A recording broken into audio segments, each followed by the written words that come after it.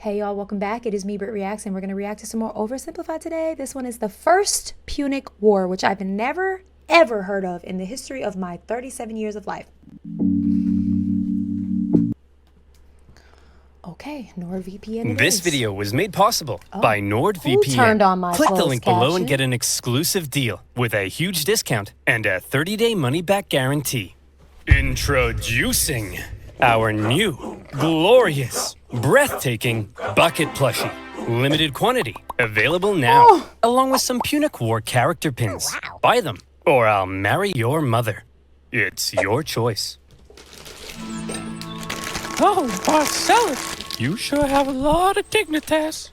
Kiss me. Okay. Hey, Dad. Hi, son. Just reading the newspaper. What can I do for you? Well, you know how you always say Rome is the greatest civilization in the world? It bloody well is. Well, I was just wondering, what makes us so great? How did we come to be? Wow, my son. Boy, let me take you on a journey to this side of the room. The story of Rome begins with these beautiful baby boys. The Tales contained within this slideshow presentation may be partially or entirely mythical. story of Rome begins with these beautiful baby boys going to town on some she-wolf mommy milkers. That's gross. You're gross! Sorry, son.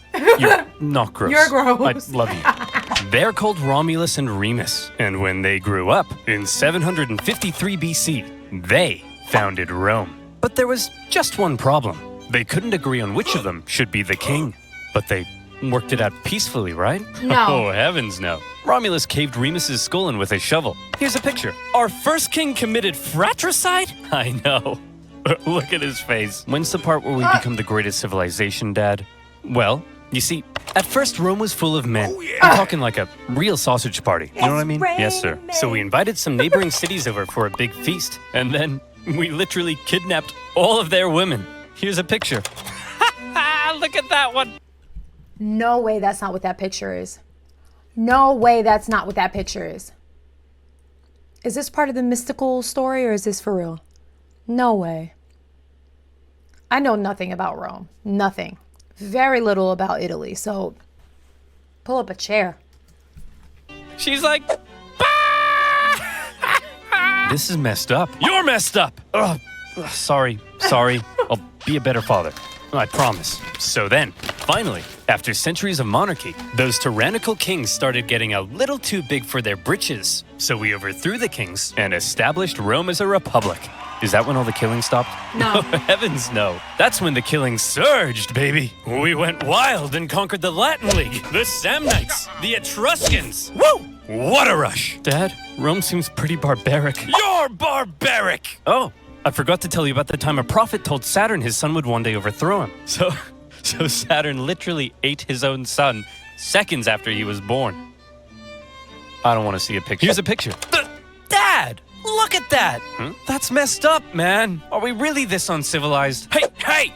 If we were so uncivilized, would we use communal toilets where we all fart and poo together in one big stinky, steamy, dirty toilet room? Yeah, Dad. We would! Clean your butt with a sponge, Timulus! But all these guys... Another community butt sponge? I can't, guys. Why are we sharing doo-doo on a stick? I can't take it.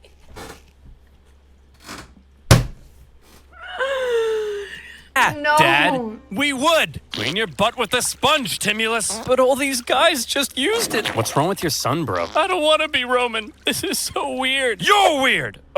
Sorry, you're not weird. I'm sure you're probably fine.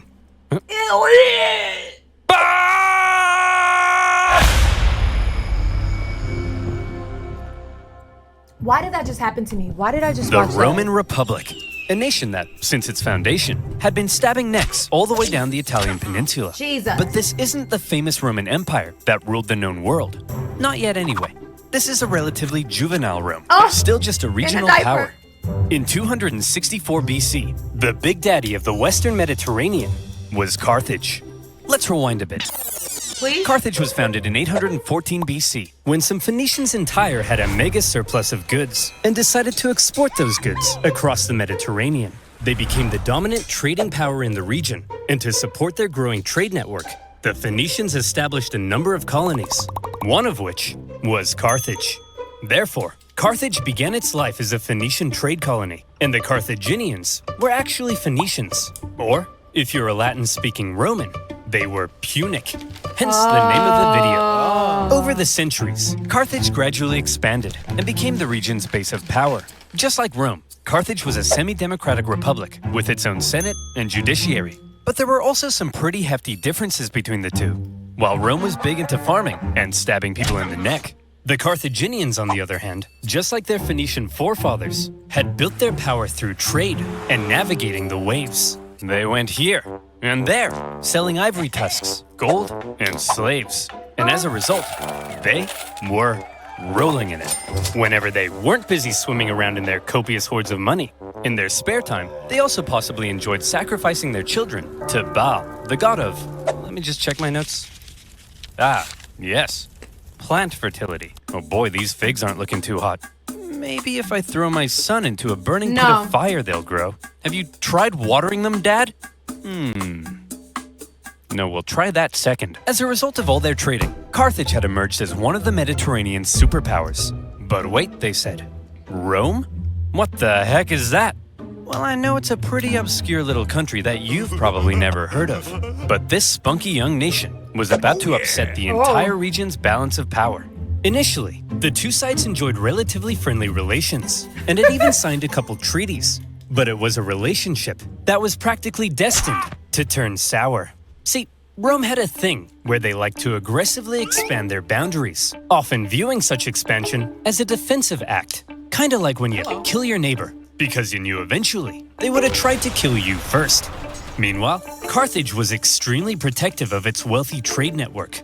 So if you put a very strategically important island between them, well, 2 + 2 = war. Tensions rose. What? No, 2 + 2 = 4. How did we get war?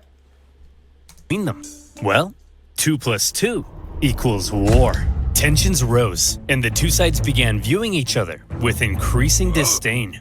The hard-working Romans looked across the water at the money-hungry Carthaginians and said, "Look at those dishonest crooks. Bet they've never done an honest day's work in their lives." And the Carthaginians looked back and said, "Look at those simple-minded brutes. Bet they've never sacrificed a baby in their lives." Yeah! While war between the two superpowers seemed inevitable, the event that finally triggered it was a little unexpected. The whole thing began with a few simple mad lads on a wild night out. These mad lads are called the Mamertines. They were Italian mercenaries employed by the tyrant of Syracuse. Here. But when he died, his successor said, "Sorry fellas, we don't need any big burly men with sharp sticks anymore. You can all go home." The Mamertines, as it turned out, didn't want to go home. So instead, they went to the nearby town of Messana and said, "Hey man, we are but poor little buff boys without a home. May we come in?" Aw, poor fellas. Sure thing. Just so long as you promise not to massacre all of us. The foreshadowing on this one is stressing me out, I think. There's the foreshadowing on this peer video. It's causing Britt a bit of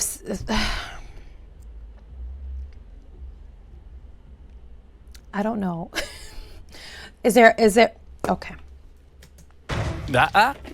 Just so long as you promise not to massacre all of us. We promise. The Mamertines then massacred all of them. Well, not all of them, just the men. And they stole their homes and families. What? Ha! This is my house now. This is my best dad ever mug now. And you guys are my new family. What? Son, wanna go play catch with your old papa? You're not my real dad! Ugh, teenagers. My Chemical Bromance. I hate my mom. I hate my dad. Please tell me this is like an exaggeration. This is not for real. How do you just step in as someone's head of household after you? How? Like genuinely. I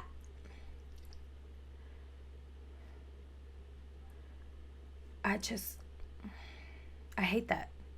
I hate the thought of that. Am I right, dear? You're not my real husband. Ugh, I'm so trapped in this marriage. Then get out! No, Messana was now controlled by the Mamertines, and they began raiding up and down the Syracuse coastline. When the new ruler of Syracuse saw this, he wasn't happy. The Syracusans began fighting that back, flag. and in What's that response, flag? the Mamertines said, "Oh crap, they're fighting back? What do we do? Quick, we'll convince the Carthaginians to come and save us." Oh no! We're in trouble, and we need a big, strong empire to come and rub our bellies. Why are you saying it like that? If I was a big, strong empire, I think I'd like to be seduced.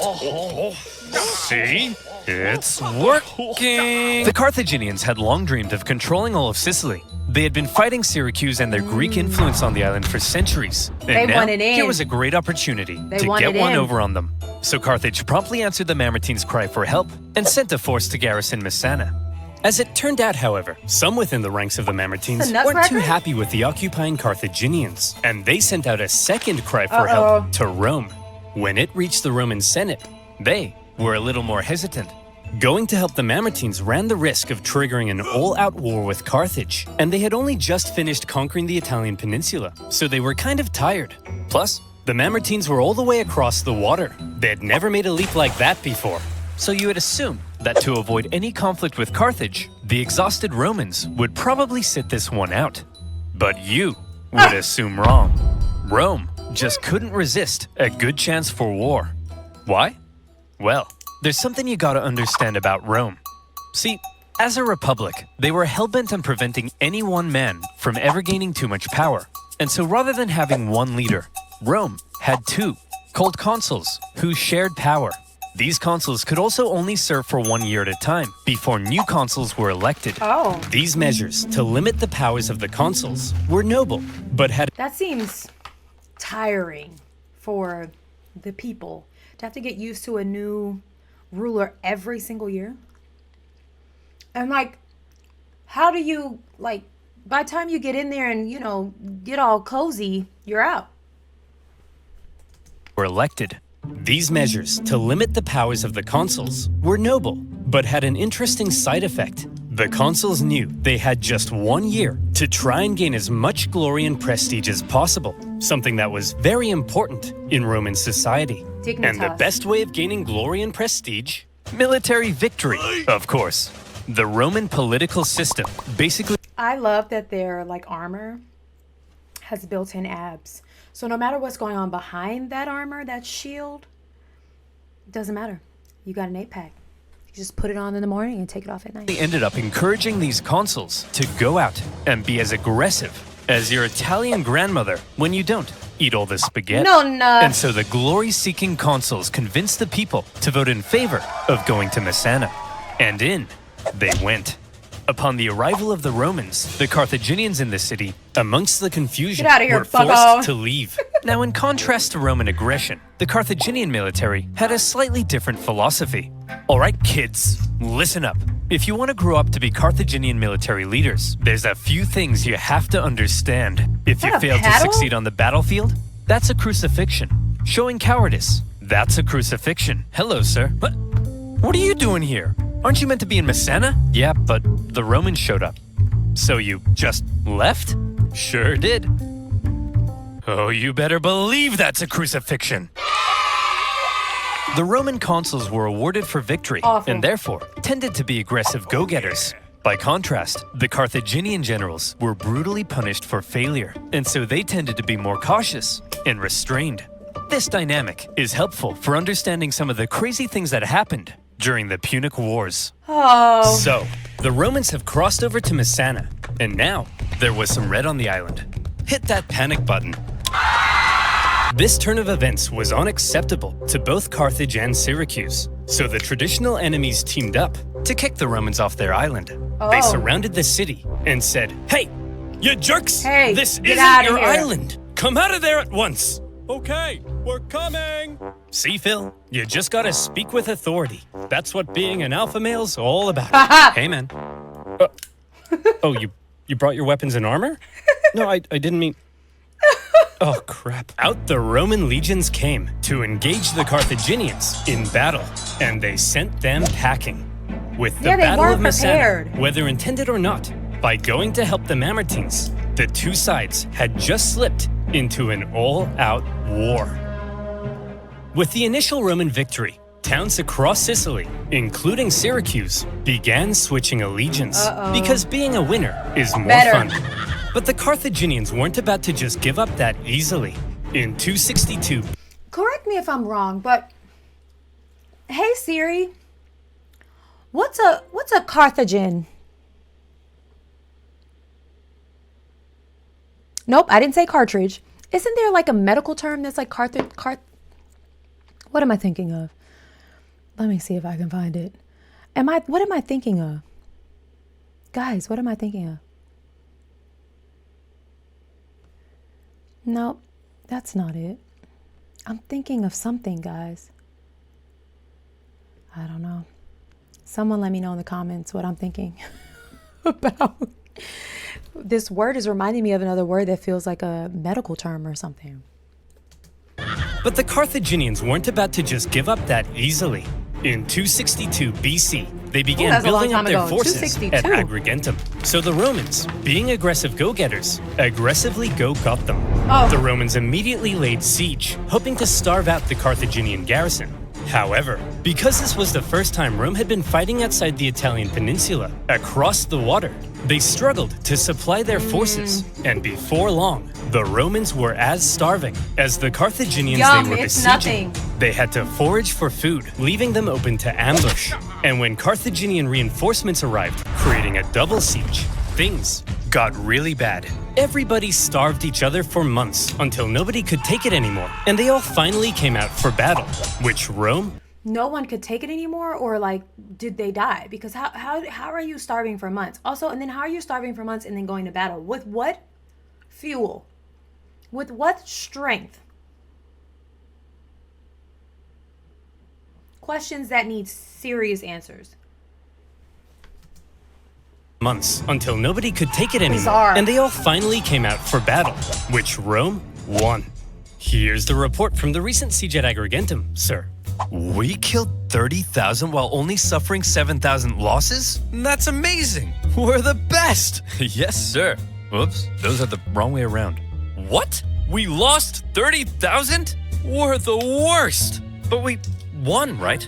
Yes, sir. But we also got our asses kicked. Yes, sir. So are we the best or the worst? Yes, sir. Yes, sir. The Romans won at Agrigentum because they were aggressive go-getters, and they now began eyeing up the possibility of conquering the entire island. No. But they also suffered very heavy losses, and it was clear they couldn't sustain a campaign if they couldn't supply their troops. Here's the issue. Sicily was an island. Islands are surrounded by water. A strong navy would be Really? vital for supplying troops and winning the war. Here was Carthage's navy, and here was Rome's. I think you can see Why are his butt cheeks hanging out? Carthage's navy, and here Why does he have a BBL and filler in his cheeks? was Rome's. I think you can see the problem. Historians debate our Navy just has how much naval a BBL. experience Rome had at this point. Presumably, they must have had something to defend their shoreline. But whatever it was, it would have paled in comparison to the Carthaginian juggernaut. And so Rome had to figure out exactly what to do about all this water. Come on, men. We're not gonna let some pansy candy-ass water get in the way of our glorious victory against Carthage. Charge! Tell my kids You can't swim. I love them. We're gonna need a bigger boat. What's a boat? Oh, I don't Jesus. know. If the Romans wanted to win this war and obtain Sicily, there was only one thing for them to do. I guess we're just gonna have to go ahead and build ourselves a war fleet, aren't we? From scratch? From scratch. But we don't even know how. Never mind how to fight with one. Don't worry, Hank. We're up to the challenge. Come on, guys. We're Romans, and Romans aren't afraid of anything. And so, the Romans worked long and hard trying to figure out how on earth you actually build the latest style of warship. In the end, Y'all, he has a fish. It's literally, oh my gosh. Horses are a boat, not a boat. Fish are a boat, not a boat. Technically, fish are a boat. They swim. Can they float? I don't know, guys. And they had a bit of luck on their side. A Carthaginian quinquereme ended up accidentally grounding on Italian soil. The No Romans way. found it and No copied way. the design. While the new fleet was being built, the Romans trained rowers on land. And would you believe it? The Romans put together a full fighting fleet of 120 warships in just 2 months. No A staggering way. feat. Now, No I know way. what you're thinking, but oversimplified. If the Romans can build a war fleet from scratch in 2 months, then why does it take you half a year to make a video?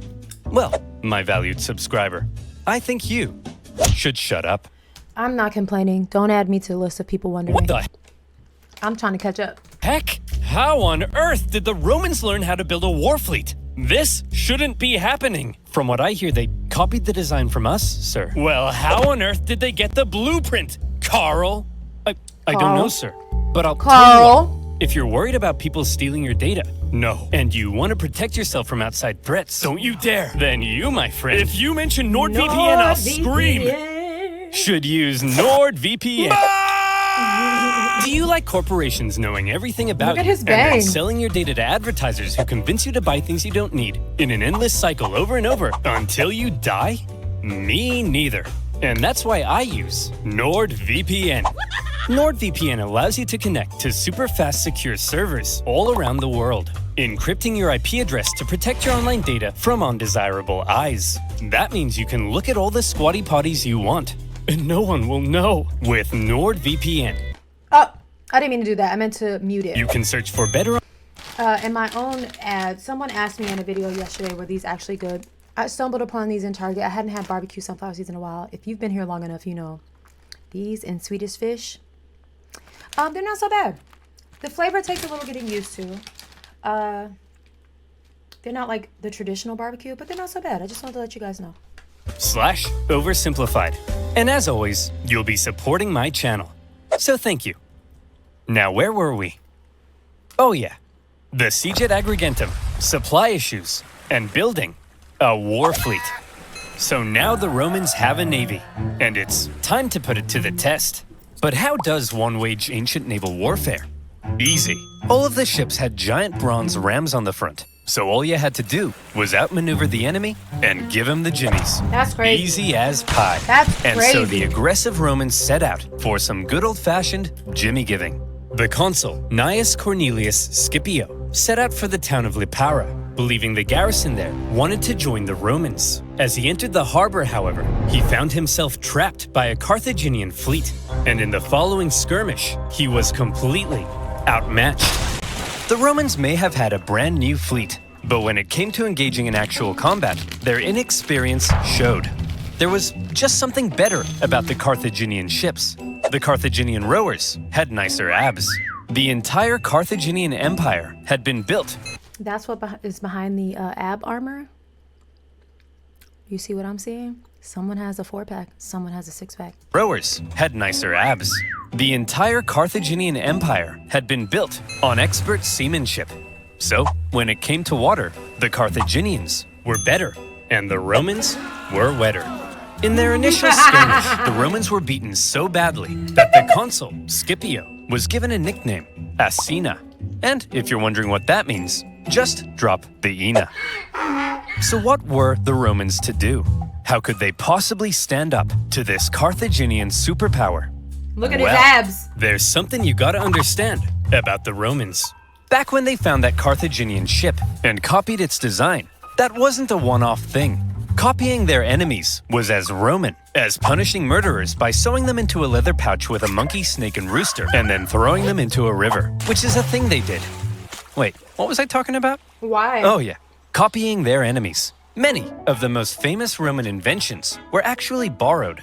Aqueducts, chariot racing, their gods. Even in warfare, the Romans would get pierced by a Sabine javelin, and they'd be like, wow. They'd get hacked to bits by an Iberian sword, and they'd be like, wow. And they'd copy the designs for themselves. However, they wouldn't just copy it. they would advance it, finding ways to adapt it as perfectly as possible. And in the case of naval warfare, the Romans realized if they wanted to beat the Carthaginians at their own game, they would have to adapt. The Romans excelled at combat on land, not on water. But what if, they said, we could somehow turn a sea battle into a land battle? Sounds crazy, right? Well, they made a couple of tweaks to their warship, and look, here they come again. They must love getting their asses kicked. Sir? What's that toll thing sticking out of their ships? What is that? They really are idiots. Look at that thing. That'll make them blow over. I mean... Are they gonna... Is it gonna hook to their boat and pull them onto the land? What is that? Look at... What is that? Looks like a tooth. Bob, get your camera out. Take a picture of it. I don't know. I mean, how stupid can you be? Let's just add a big wooden tower to our ship that'll weigh us down and blow us over in the wind. I mean, what does that thing even do? Oh. The Romans had built a big It was a drawbridge. swinging spiked gangway called the Corvus. So when the Carthaginian ships approached to ram them, the Romans would just slam them. The Carthaginians tried going around, no problem. The Corvus could swivel. Try going behind, the Romans would huddle to the coastline. It was foolproof. Those big, sexy Carthaginian rowing muscles could flex all they want, but they were no match for the Roman mind. So ladies, Big brain. you see, what really matters is what's on the inside. Please go out with me. And with that, the Romans, who had only just recently began dabbling in the art of naval combat, That's thanks to wild. their ingenious Corvus, That's wild. had just managed to That's outclass the Mediterranean seafaring superpower. The Carthaginians were stunned, and the general in charge of the defeated Stunned means shook in 2025. Carthaginian fleet, well, you better believe that's a crucifixion. Oh my heavens. With their newfound control of the seas, the Romans could now more easily blockade coastal cities and supply their legions on land. Surely, the Romans were now free to unleash their aggression that ketchup? all over the island. Haha! Hey, Carthaginians, what are you gonna do now that we're free to rampage across the island? We're gonna go inside these walls and close this gate. Oh, come on, guys. Stop messing around. Come out so we can kill you. No. Oh, come on. No. Oh, no. To counter the new Roman supremacy, the Carthaginians decided to engage in a defensive war of attrition, forcing the Romans to engage in siege. After lengthy siege, the war in Sicily became a long, hard, back-and-forth slug. One by one, cities slowly fell as the Romans gained ground. Occasionally, the Carthaginians countered and even pushed them back, only for the Romans to rebound again. And whenever a city did finally fall, the Romans could delight in slaughtering the entire population and selling any survivors into slavery, which was pretty standard procedure at the time. In general, the campaign on land was progressing much slower than the Romans had hoped, and quite frankly, they were getting sick of it. So in 256 BC, they decided that something had to change. Hey everyone, my name's Marcus Attilius Regulus, and I'll be one of your consuls for this year. Look, as I'm sure you all know, Sicily's being a bit of a drag. Sure, I could go and spend my entire year as consul besieging one single city, but they'll never make a naked statue of me for that. So here's the new plan. I'm gonna skip Sicily entirely, take my army, and go right for the heart of Carthage itself. I'll slaughter the men, enslave all the women and children, and when I return, you'll all build 1,000 naked statues of me. Marcus, that women and children stuff, that seems pretty evil and barbaric. No, Jim, it's perfectly normal in the ancient world. Sometimes we even chop their pets in half. What did the dogs Okay, guys, have to do? looks like the Romans are coming straight Why are the dogs involved? Why are the cats involved? for us this time. And what will they do when they get here? They'll kill us all. They'll massacre each and every last one of us. They may even chop our pets in half. That's barbaric! No, Rob, look at the it's pug. actually pretty normal for the time. We'd do the same to them. dropped it Who'll from Barbara's protect feet. us? Funny you should ask, Mary. That's kind of why I called this meeting.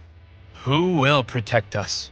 Protect our families, our homes, our children. Jesus. You guys? Ha! Don't make me laugh. Why, you're just a bunch of stupid and weak farmers. Simple-minded buffoons.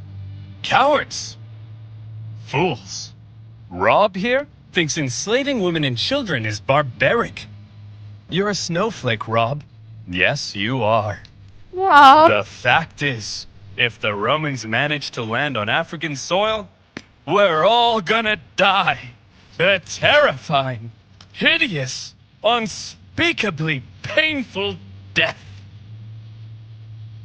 Was that for morale or? Is that the end of that speech? Yes. The Carthaginians had to stop the Romans from ever landing in Africa because they believed that would be the end. So as the Romans were building an invasion So how did the Carthaginians find out that the Romans were coming?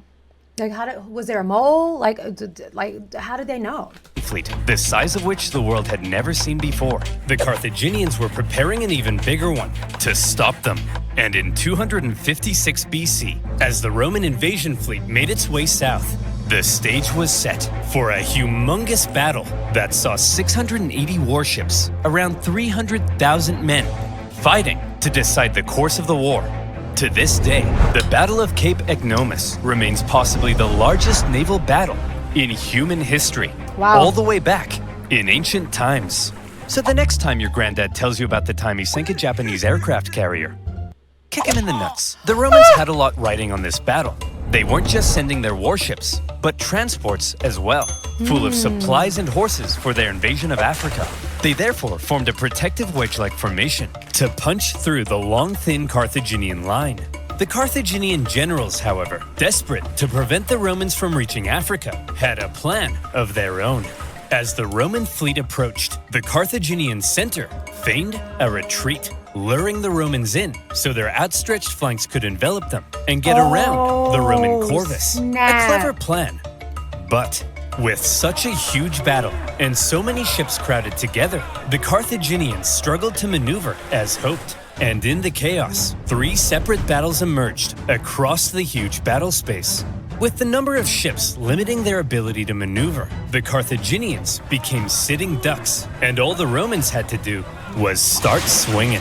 The Roman center came out on top and were then able to turn around and rescue their pinned down Oh flanks. my God. The Battle of Cape Ignomus was a Roman victory. This one is dramatic. I like it. Come back tomorrow for part 2. Have the day you deserve.